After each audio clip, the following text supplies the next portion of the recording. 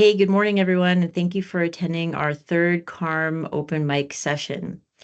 I'm Maria, the marketing manager at GHY, and I will be moderating the session today. So we've allocated another 30 minutes today for our last open mic session for the week. This session is dedicated entirely to your questions. It's an opportunity to get answers and learn about the most frequently asked questions GHY has received since the official launch of CARM. So here's how we'll manage the questions this session. First, we are encouraging attendees to ask their questions live. To do this, please use the raise hand feature by navigating to the top of the Teams window to the meeting controls area and select that little hand icon. We will call on people in the order that hands were raised. Once we call on you, please turn on your microphone and video to ask your question, then turn them off again when we either have completed answering your question or after you've asked your question and have nothing further to add. As a special incentive, we are offering a gift box that includes a GHY Blue Guy for the best asked live question. If you prefer not to speak live, that's okay. You can type your question into the Q&A discussion area. Access this by navigating to the meeting controls area and clicking on that Q&A icon. We will alternate between the live questions and those in the Q&A, making sure to address everyone as best we can. After the session concludes, we will be sending links to access the recording of the session and some other useful resources on CARM to explore. Our speakers today are Al Dewar, GHY's Executive Vice President, and Sarah Maricott, our CARM and Special Projects Manager. Now, let's open the floor with a bit of an intro by Sarah and Al. Awesome. Thank you so much, Maria. Thanks for that intro. I hope everybody is doing good today. So we are about a week and a half into CARM going live. And so far, we can state we have had some minor issues. There's definitely some glitches with the portal, but overall, your goods are continuing to flow through the border, which is our main concern, is that there have been no border delays, and that will continue. So you can expect that your goods can continue to flow through the border. CBSA has done everything they can to ensure that is maintained. We also just want to kind of give you a little bit of an update on what we see, or maybe where our top questions are that we find that importers are kind of experiencing. So one of the main things that has come out, and maybe many of you have received communication from us since then, is that CBSA wants to ensure that they're providing you all the updates they can. So as long as your account is set up for notifications, you're gonna see a lot of notifications, probably more right now than maybe as the portal becomes more of a normally used item. So some of the communication that came out is in regards to your account security, and that you probably are not, you probably don't have the proper account security, whether you have a bond that is just not sufficient or you don't have one in place yet.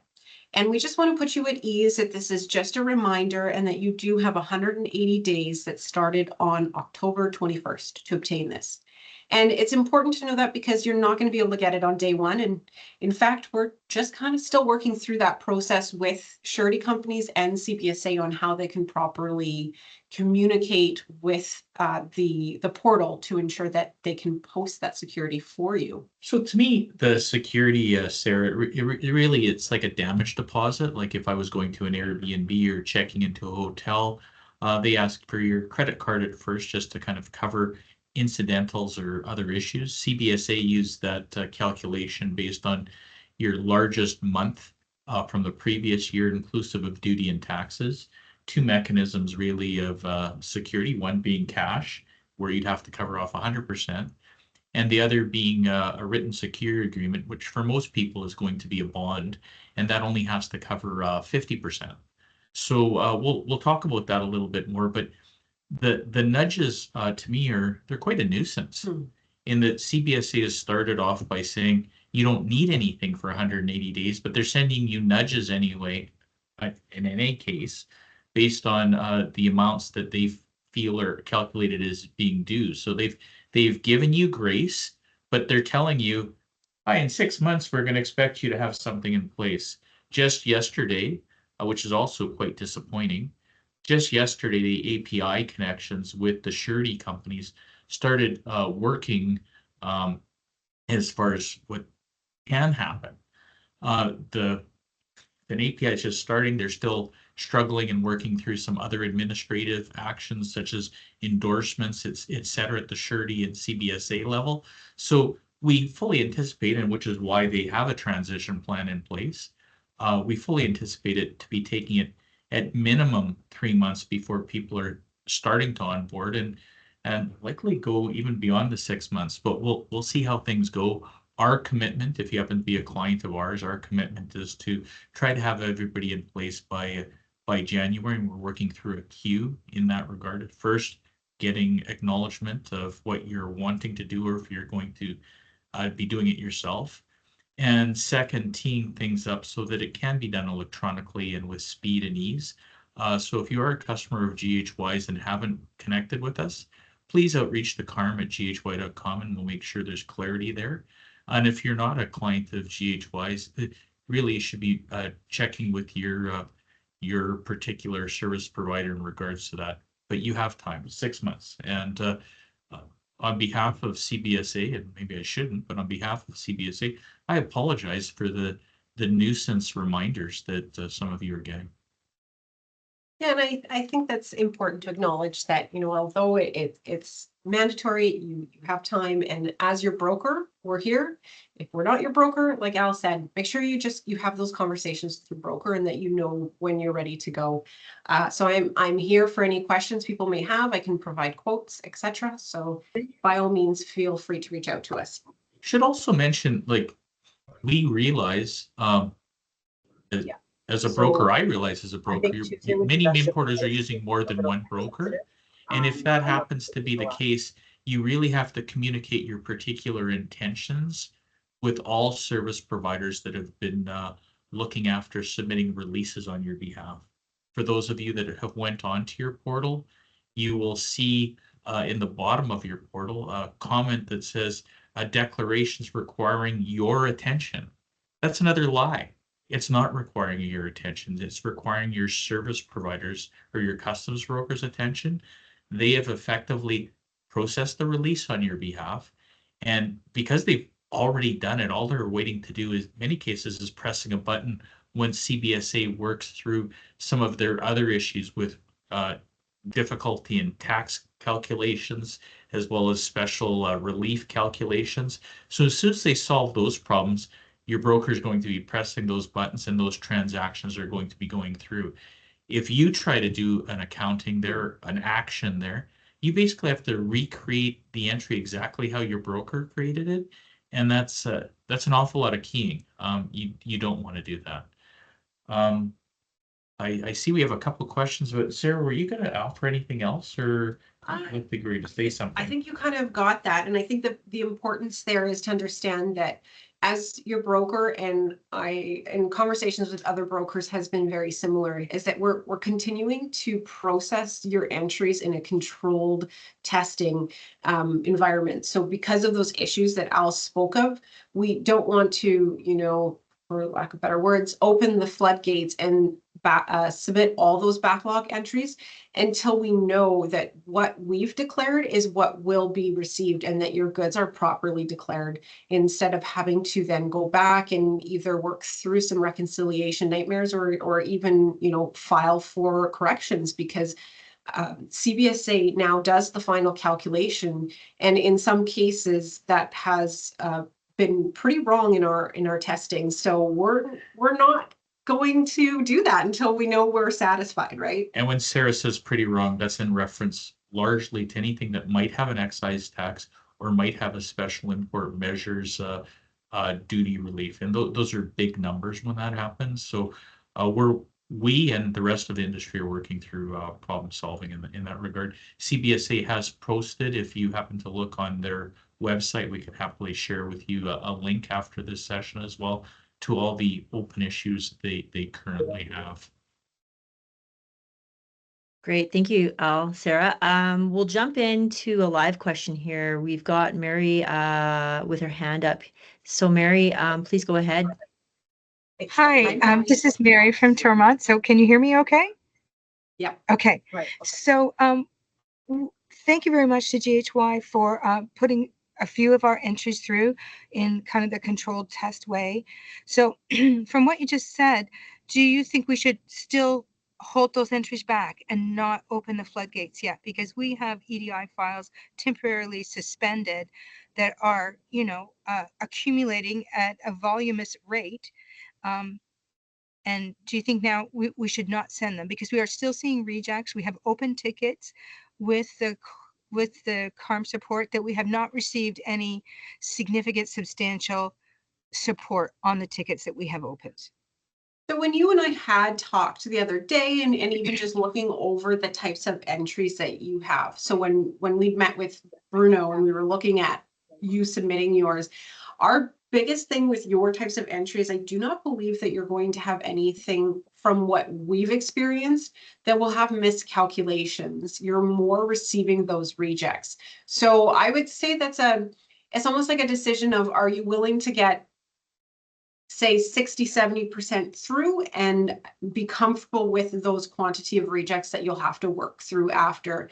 Yeah, So that's what I thought. Yeah, I think it's just kind of like, how do you feel better about, do you want this number to continue to grow of what you need to send when you're comfortable with No. most of it? So what No. we've done, Mary, as an example, is like, so we know which clients have SEMA, we know which clients have excise tax, we know which clients have some of their other glitches.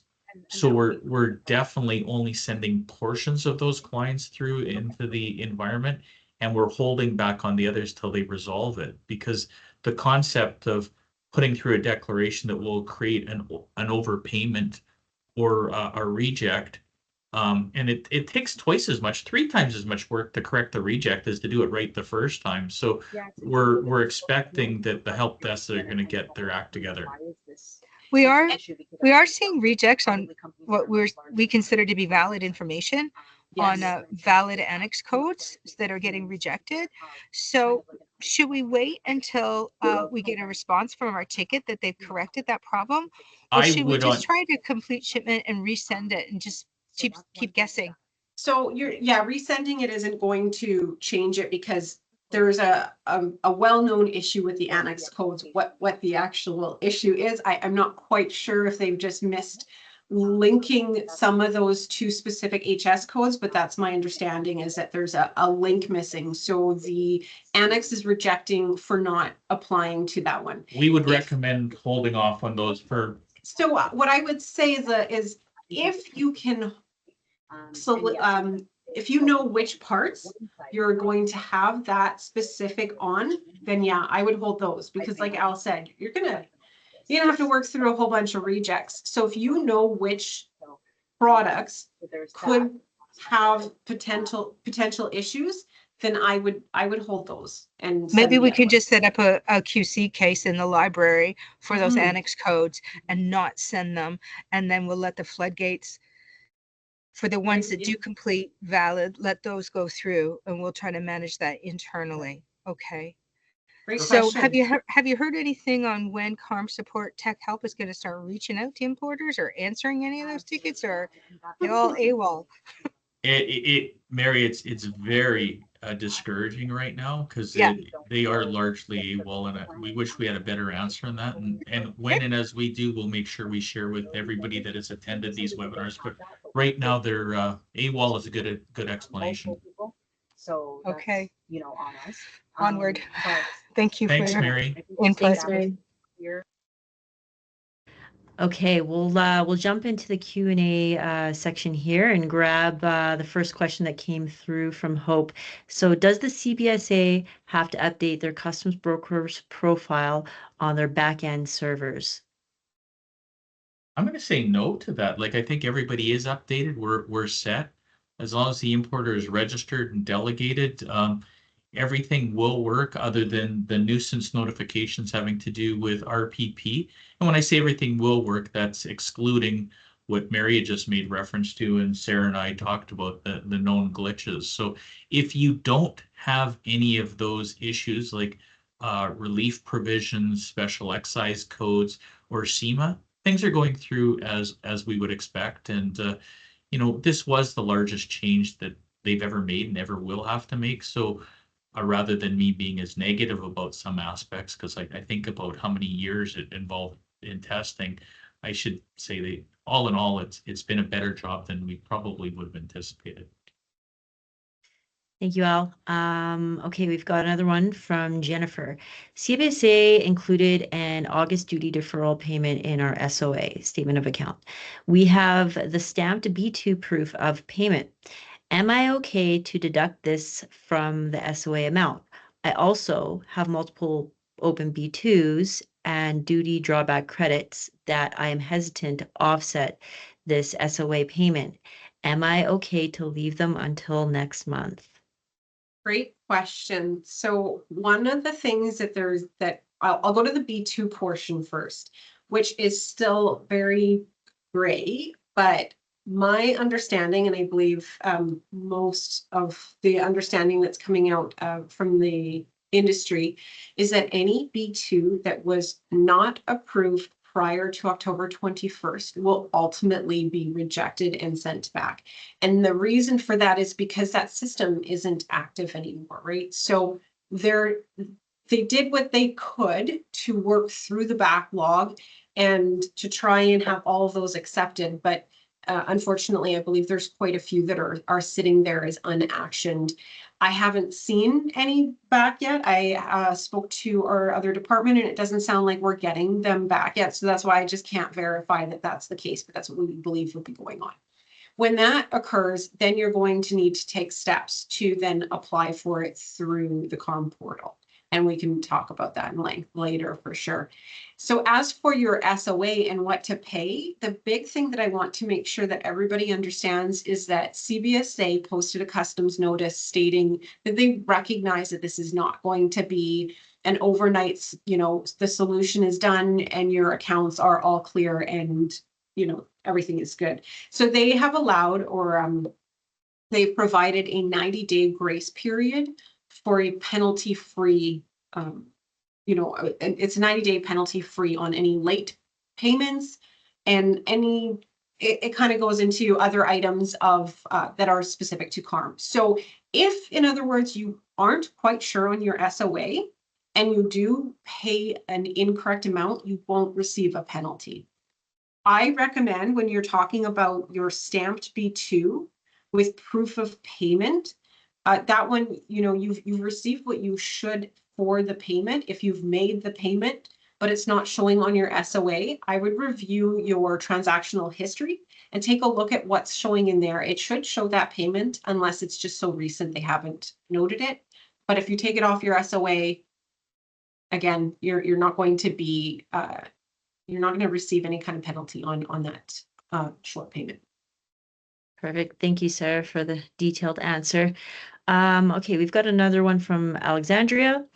So we've previously served as the importer of record for vehicle purchases made by our franchisees. These vehicles are purchased from the vehicle supplier, but we served as the importer and addressed the related charges internally. We have some confusion about how we can continue to be the importer and still have the franchisee purchase the vehicle directly. The vehicles are financed by us. How can we manage this in the new CARM environment?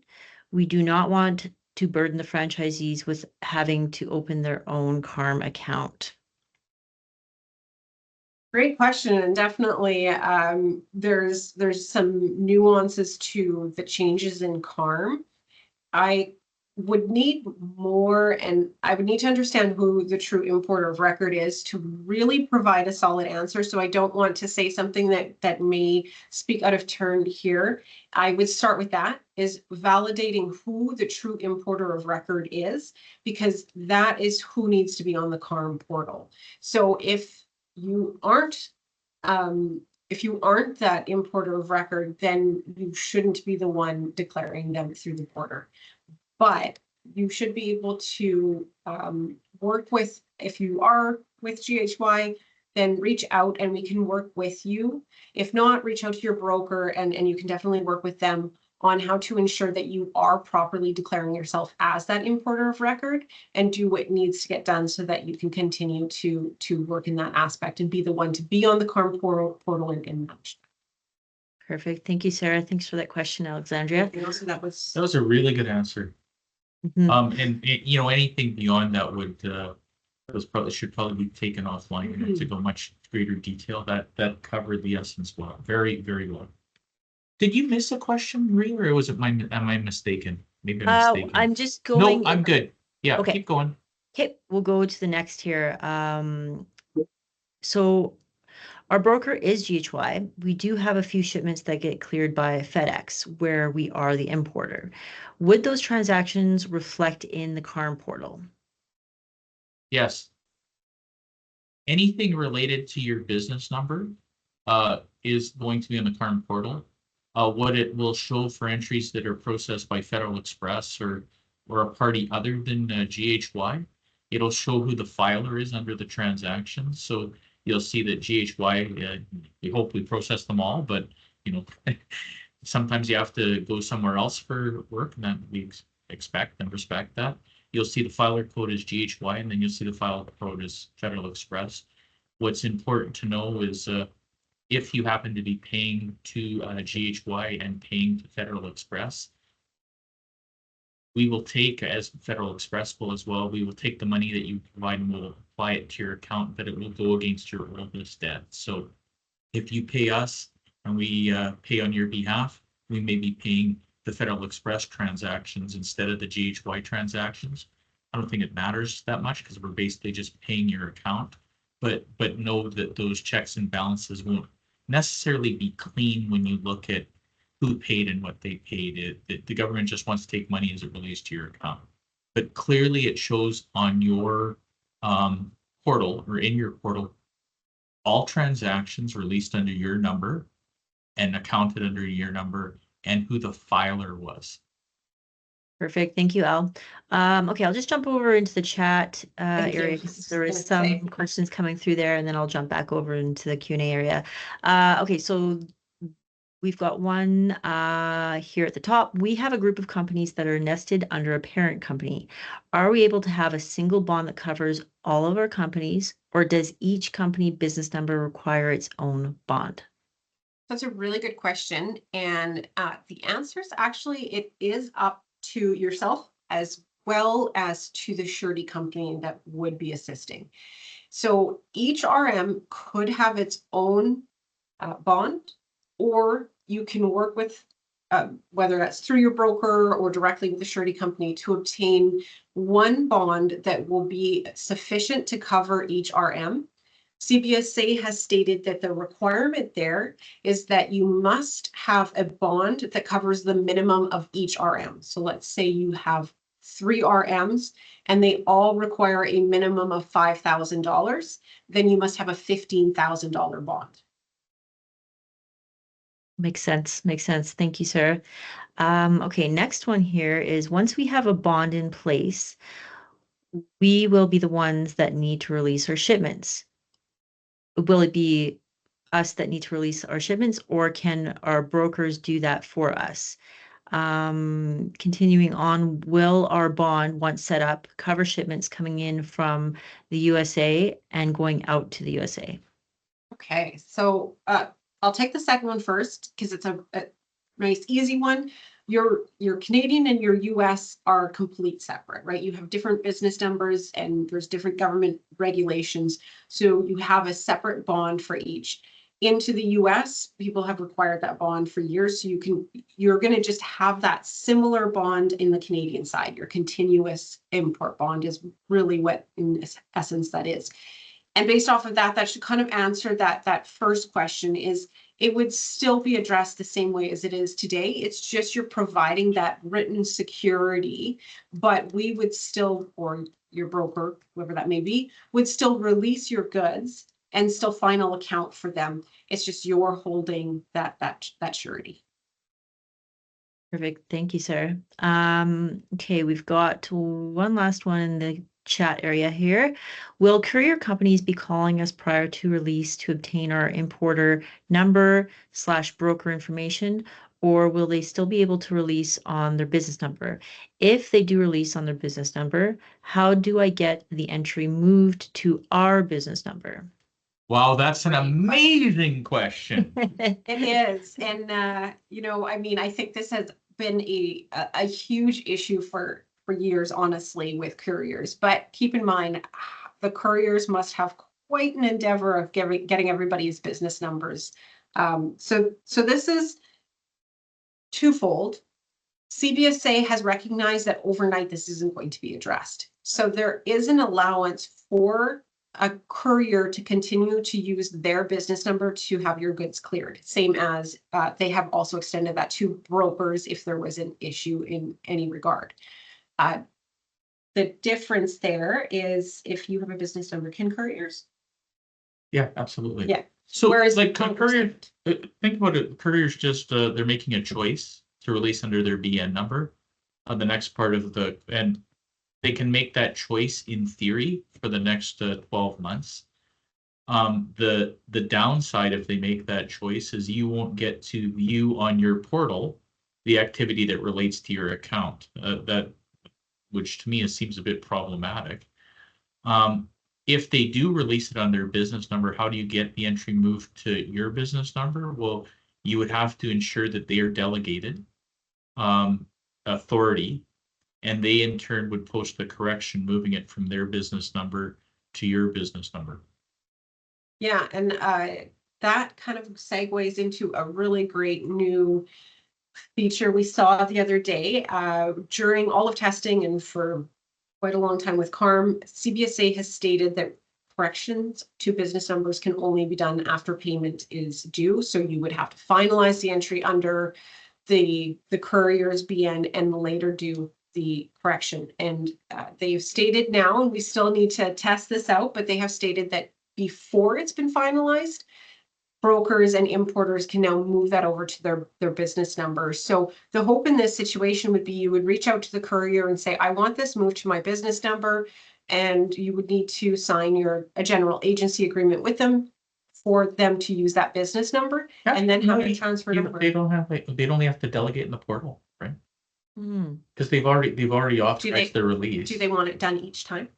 Oh, I see what you're saying. I mean, if it's a one-time shipment and they're never going to do it again, then Al's right, you just do it through the portal. If they're to be clearing your goods, as some people do use couriers for their air shipments, then you're going to want to make sure that moving forward that's addressed. Great, thank you. Thank you.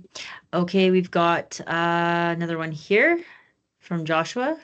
Transactions prior to the blackout period, for example, those from September 24th to October 4th, are showing on our importer statement of accounts rather than the broker SOA.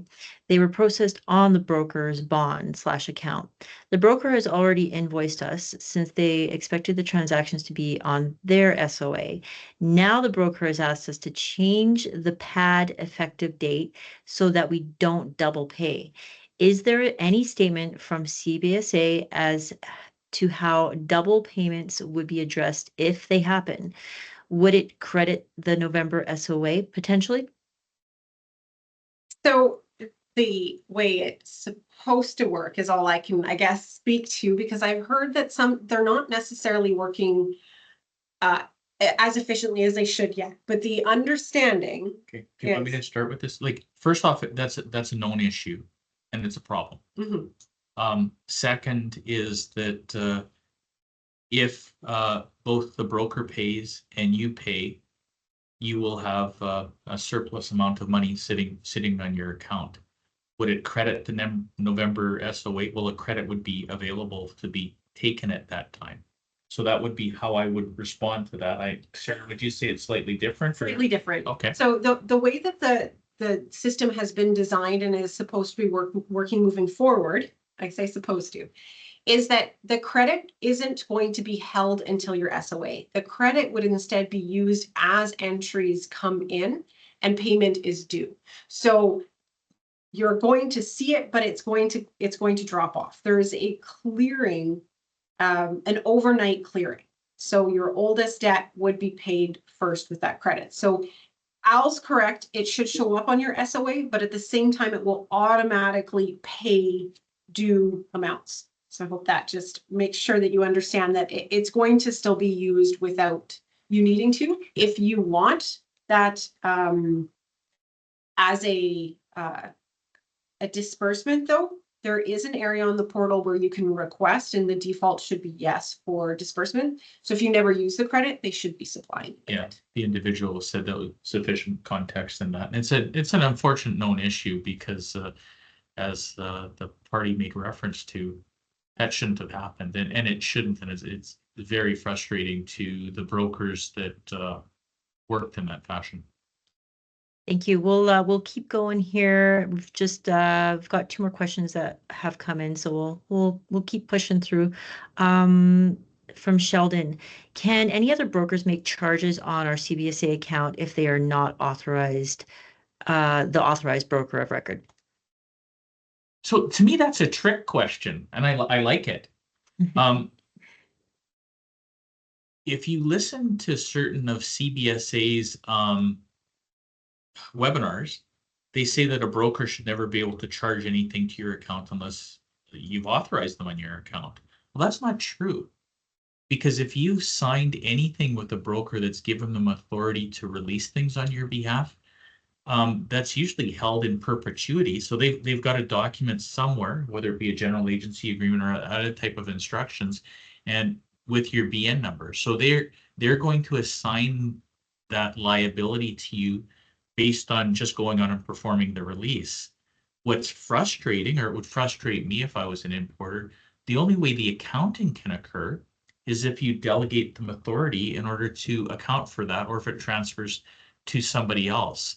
So that becomes a bit of a problem, in that it's like a broker, or your broker, or a past broker can create a liability for you without you knowing. And the only way you're going to know that it exists is to look in your portal, but you can't really account for it unless you have all of the information they have. And in order for it to clear, you have to give them authority that you probably didn't want to give them in the first place. So it is, and I hope I said that well enough, but it is a bit, it is a bit of an issue. You want to make sure that whoever's working on your behalf, you have authorized them. And if you haven't authorized them, you want to rescind authorization. Like if you don't want GHY processing something for you that's going to hit your portal, you should put something in writing to GHY saying, I'm removing your general agency agreement from us because I don't want to see things hit my portal that I didn't authorize you to do. And I think that, so I agree with Al that it makes it it does make it a little bit difficult.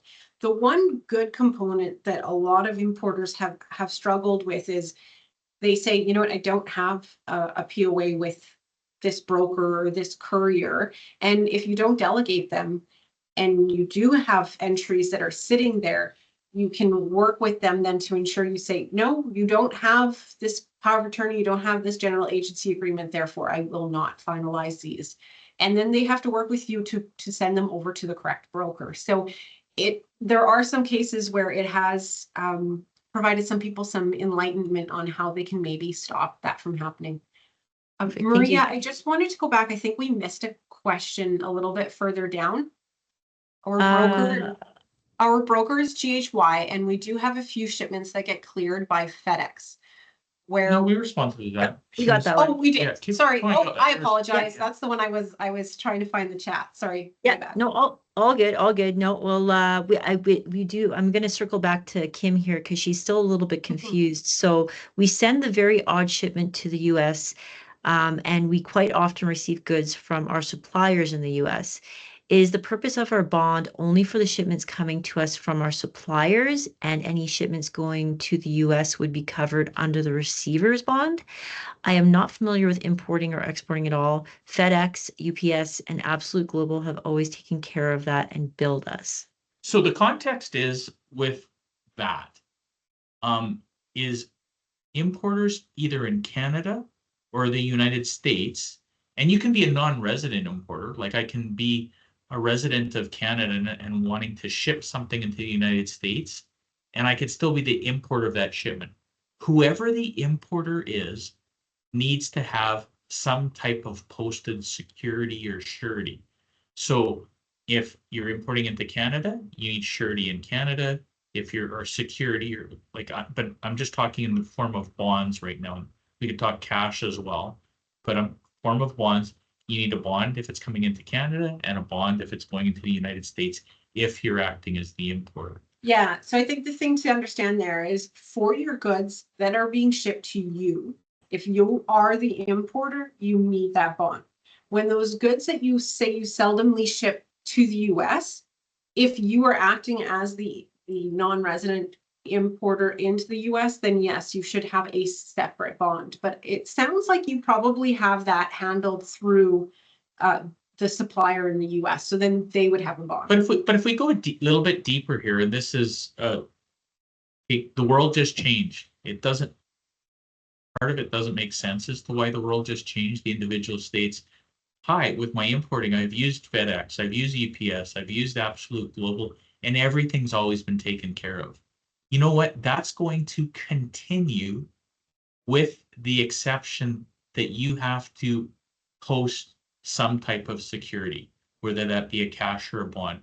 All of the other process will be seamless behind the scenes, but you will have to post some form of surety after April of 2025. The earliest. Thank you, guys.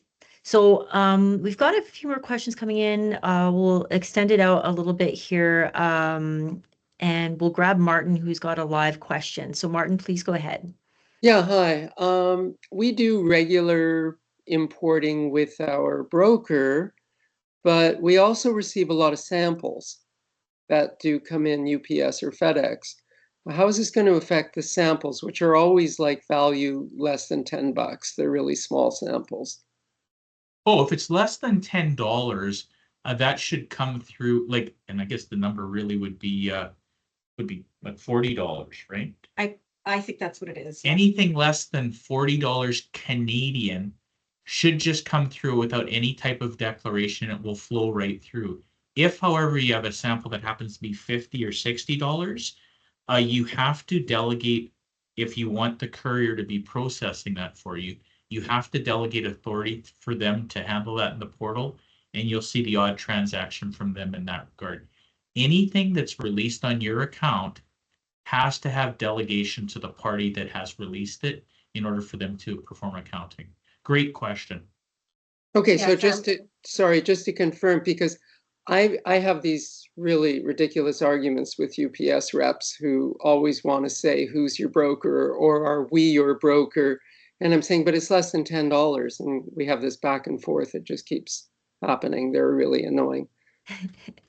So you're saying less than $40, I'm good. That's correct. Because less than 40, there's no declaration that's being made. Okay, I'll just keep arguing with them. Make sure we get Martin's email and send him information on how the remission works in that regard to give him additional written assistance, please, Maria. That's Sure. great. Thank you. Thank you, Martin. Thank you, Martin. Yeah, samples has been, a little bit of a point of contention for importers for years. And, the problem in many cases is that technically you probably shouldn't be the importer and that US companies should, but with CARM, that would be even more difficult. Most of them are not going to want to register to send you a sample. Yeah, absolutely. So for time, are we still good to grab 3 more questions? I think so. Sure. You know what? If people are investing time to be talking to us, we'll sit for another 3 questions, Maria. Yeah, absolutely. Okay, so we've got one in the chat here, which I'll grab from Amanda. Does GHY auto renew the surety bond on our behalf? Yes. Yay. Awesome. Thank you. So another one from Kim. If we were to delegate authority to GHY, what does that enable you to do for us? Is it recommended to delegate authority to a broker? So it's actually required as long as we are your broker. If you were to delegate us and we don't do anything, it wouldn't change. But as long as we're declaring your shipments, that's what's going to help us to final account. And not going to help us, it's going to allow us. It's going to allow us, yes. And also give us the opportunity to help you with your account, right? We can then see what's going on. We can support you with maybe things that are going on through the portal. Without that delegation, brokers' hands are tied after release and in the future, right from the beginning. There's different levels of delegation. The first level of delegation is merely, hi, I've released something on your account. You would like me to account for it on your behalf. So we can then work in that fashion. Then there's ascending levels of delegation that give us some more authority as to process actions, corrections, or visibilities to certain files that can process correction. Happy to share information with Kim as to what each of those delegations mean in that regard, but also want to provide comfort that if you delegate us, we don't get to see your nothing in your financials. We only get to see things and support things in relationship to the transaction. And why I find the whole act of delegation, or how CBSA or Deloitte designed the system to be problematic, is if we're your broker, we've already seen everything. So please allow us to account for things. And if you want to see our general agency agreements, audit us that we had the ability to account for things on your behalf. So delegation is required in order to account. And thank you, Maria. She's providing a bit of visibility, and we'll make sure we share this as to what the different roles apply later. So, but thank you, Maria. You're welcome. Okay, we've got one from Sandra. So we have some brokers that we still pay duty and taxes on our behalf. However, we have one of our main ones that now will no longer do this. Are folks seeing this or most continuing to pay and bill back? We use FedEx and UPS as well as a different broker. Great question. Yeah, definitely. And every broker is going to have their own kind of internal decisions that they wish to follow. And then there's going to be the communication that you have with your brokers. So that's where that's really important. Definitely, we have chosen to continue to support our clients in whatever fashion they want. So you want to pay us, we will pay on your behalf. You want to pay direct, you can pay direct. You want to pay half and half, you pay half and half. And CBSA doesn't care. They turned around and they said, you know what? Anybody can pay us. We just want the money. Great response, Sarah. And the whole thing about the portal and anything is it's providing options as to how to work things, but they are tightening up security. They want to make sure that the CBSA has direct security with the importer and a direct channel of communicating with the importer. And that's what the portal is. Everything beyond that is optional and can be worked in a service agreement. I can't speak for FedEx, but I was on a webinar with UPS, and UPS said, hi, same thing what Sarah just made a reference to right now. If you want to pay us, we will accept your money. We in turn will pay your money, and that will go against your oldest debt. That's the same thing that GHY is doing. So, but if you want to pay the government direct, you're more than welcome to do that, because it's your portal and you get to see what amount is due on your account. But it's important to communicate with your broker so that they understand which options you're taking. Otherwise, assumptions will be made, and you can end up double paying, like we were talking about paying at before, all. or not paying, and you're getting invoices and you're confused. Why do I have to pay this? So definitely, that's a good point. Make sure you communicate. Great question. Outstanding question. Yeah, thank you for the great answer. Okay, we'll do one more and then we'll close it off. Promise, last one here from Eugene. Further to the topic of import package being less value less of $40 Canadian, not needing declaration. Does that apply to gifts sent to business address like chocolates at Christmas time, declaration charges that have exceeded value of goods? It can be exempted from the declaration. That's a question. Can it be exempted from the declaration? You want to take that, Sarah? So yes, but keep in mind that there are items that may require declaration depending on what the product is. So you have to keep in mind things like CFIA, and if something does need to go through the safe food license, then those I do believe need to be declared. That's a very good question. A very good comment and maybe I should have done that even with Martin's dialogue, is that for goods that are controlled, short supply, like meats, cheeses, eggs, those may require a declaration, even though they're less than the $40. So, Those kinds of things, yeah.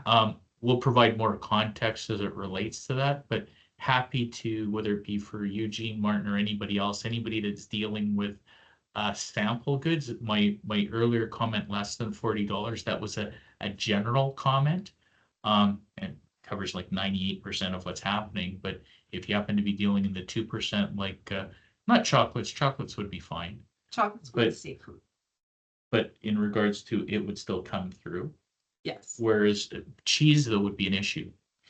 Yeah, but so all food now needs a safe food license. So we'll review and provide a little more context into what can come in without anything, what may need some extra requirements. But you definitely have your main items that just in those 2%. Yeah, so the 2%.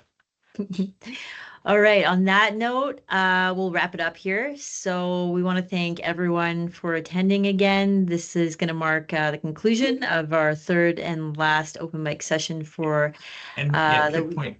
Maria, make sure you get like everybody that asked the question. For sure. Everybody's a winner that asked the question live, and make sure you have that information sent packages. I'm sure Mary needs a new guy. We'll throw some other goodies in there. Okay, so yeah, thanks to everyone again for asking such insightful questions. We appreciate every single one. Again, special thanks to Al and Sarah for sharing their knowledge to help us better understand the recent changes brought about by CARM. So as a reminder, a follow-up email will be sent with links to the session's recording and additional CARM resources. We will also notify those who are going to receive a GHY gift box. And yeah, we're always here to support our clients through the journey of CARM and the responsibility as importers, ensuring compliance with Canada Customs.